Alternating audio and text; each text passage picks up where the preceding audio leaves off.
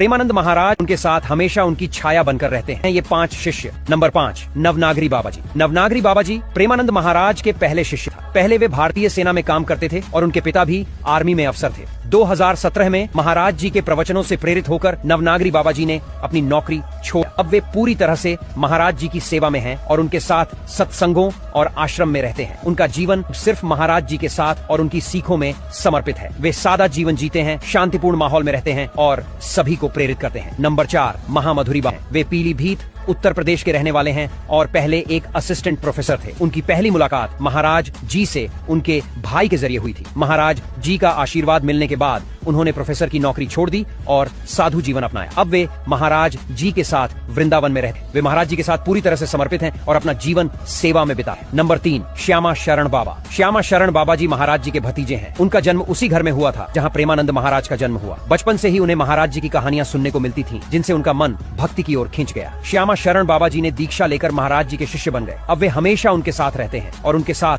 हर काम में भाग लेते हैं। नंबर 2, आनंद प्रसाद बाबा। आनंद प्रसाद बाबा जी पहले फुटवियर्स के बिजनेस से जुड़े हुए थे, लेकिन जब उन्होंने महाराज जी से मुलाकात की तो उनका जीवन पूरी तरह से बदल गया। उन्होंने अपना पूरा बिजनेस छोड़कर महाराज जी की शरण ली। अब उनका जीवन पूरी तरह से सेवा और भक्ति में समर्पित है। वे हमेशा महाराज जी के साथ रहते हैं और उनकी बातें समझते हुए अपना जीवन जीते हैं। नंबर 1, अलबेली शरण बाबा।